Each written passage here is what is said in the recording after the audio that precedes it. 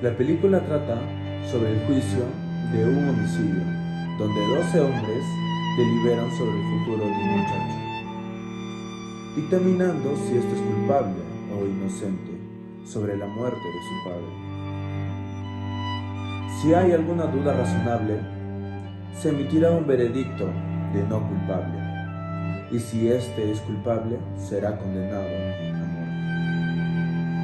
Las pruebas apuntan a que es culpable, por lo que 11 de 12 miembros del jurado así lo dictaminan. Pero el jurado número 8 tiene en cuenta diferentes argumentos que se citaron a la hora del juicio y crea la duda sobre la culpabilidad del muchacho. Poco a poco el jurado número 8 hace que los demás cambien de opinión y se den cuenta sobre factores que no se habían analizado antes en el juicio. En la película se observa diferentes tipos de comportamientos y el papel que desempeña cada miembro del jurado, mostrando características de su personalidad y cómo influye su vida a la hora de dictaminar la culpabilidad del acusado. El jurado se encuentra compuesto por 12 hombres, de los cuales no se conoce ninguno de sus nombres, por lo que solo los podemos diferenciar por su número en la lista de jurados.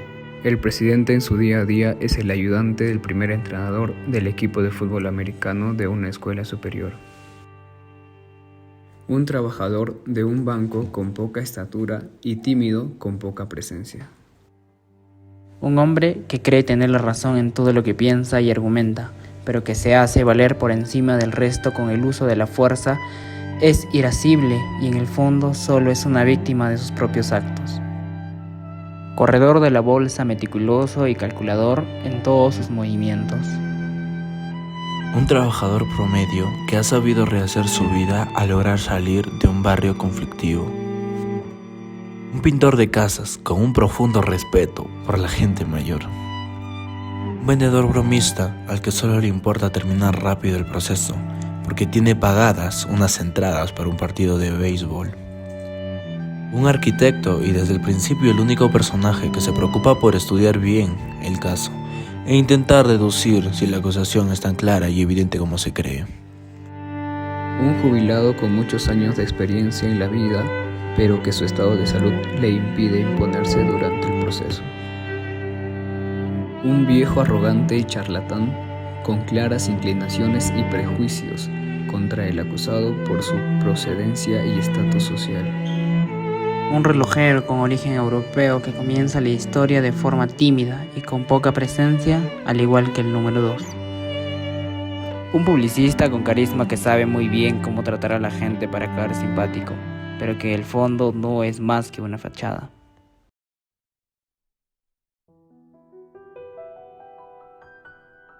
Es de esta forma que los 12 hombres en la sala recurren a una discusión grupal para deliberar sobre los puntos controvertidos expuestos en el juicio. Los mismos que permiten a primera vista tomar una decisión apresurada sobre la resolución del juicio. Sin embargo, gracias a la observación y el criterio se pueden vislumbrar las irregularidades e inconsistencias que se esconden en los testimonios y pruebas que se consideraban, más que incriminatorios, por lo que las dudas se increcientan en los miembros del jurado. Con el pasar de la trama, los jueces empiezan a pensar de forma individual con respecto a las pruebas, deslindándose del primer veredicto grupal y pasando a un análisis más crítico.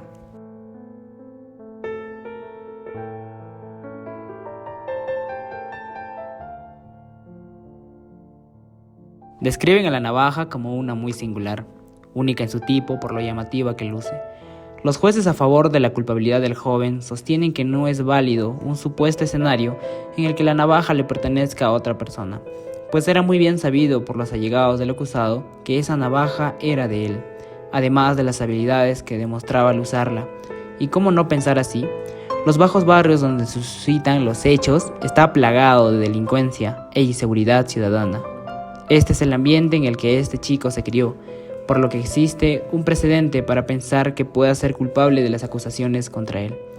Las tornas cambian en el momento en el que el juez número 8 saca una navaja idéntica a la que se mostró frente al juez, alegando que la encontró en un bazar cercano al vecindario del acusado. El resto se muestra sorprendido ante tal revelación, pero el mensaje es claro. Existen ejemplares idénticos al arma homicida, una navaja que no goza de un diseño exclusivo al parecer.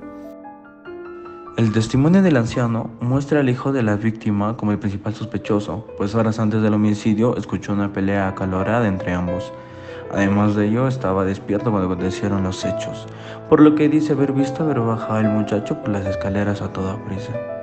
Es un testimonio clave para demostrar la culpabilidad del muchacho, pero el juez número 8, fiel a su papel cauteloso de dudar sobre los hechos, encuentra extraño que el anciano, teniendo una cojera en la pierna izquierda, haya podido movilizarse por su departamento a la velocidad necesaria para ver al muchacho por las escaleras. El juez número 9, siendo un anciano con más experiencia que el resto, acota el argumento dándole un motivo al anciano de haber supuesto y alterado su testimonio, queriendo así un poco más de atención. Al caso se le suma el testimonio de la vecina, la cual vive en un edificio al frente de la víctima a la misma altura de su departamento. Entre ellos se encuentran las vías del tren que cruzan por toda la ciudad. La señora declara haber visto el momento exacto cuando el acusado le clavó la navaja al pecho de su padre, por lo que soltó un grito devastador que lo hizo huir. Durante el juicio, se probó que sí era posible ver lo que sucediera al frente a través de los últimos vagones del tren en movimiento, por lo que su testimonio adquirió fuerza. El jurado número 4 es quien se aferra a esta prueba como la que sostiene todo el caso, resultando por el momento irrefutable para el resto de la mesa. Sin embargo, contando con la observación y perspicacia del jurado número 9, nos enteramos que la señora tenía marcas en la parte superior de la nariz, las cuales, a opinión del propio jurado número 4, pueden haberse hecho solo con sus anteojos.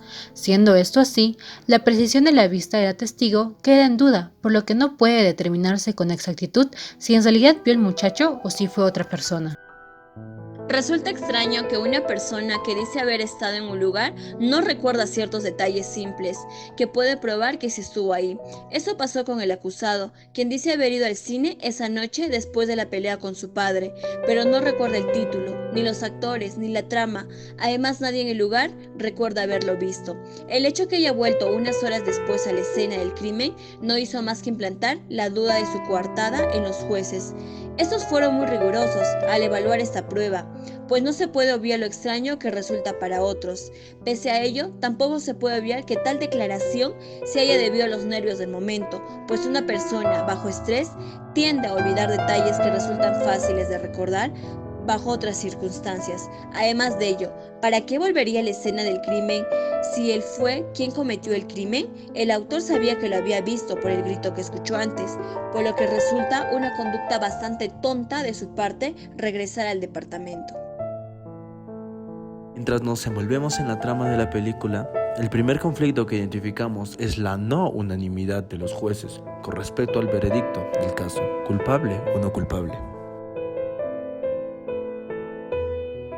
El prejuicio en las decisiones judiciales y la falta de cooperación entre los jurados para llegar a un buen consenso.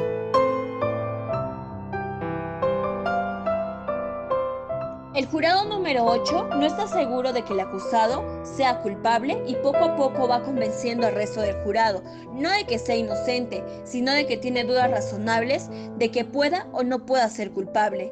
A partir de ese momento, no solo él, sino otros miembros de la mesa empiezan a juzgar el caso desde una perspectiva distinta y van apareciendo pruebas que antes les habían pasado por alto.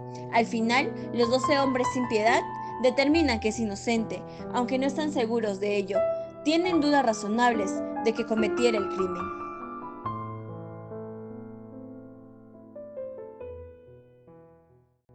Como pudimos observar, la justicia es muy manipulable, ya sea por prejuicios personales, rencores del pasado o por personas que tan solo buscan el beneficio propio. Asimismo, bastó con que tan solo una persona se plantara con los valores adecuados y fuera en busca de la verdad para hacer un cambio significativo.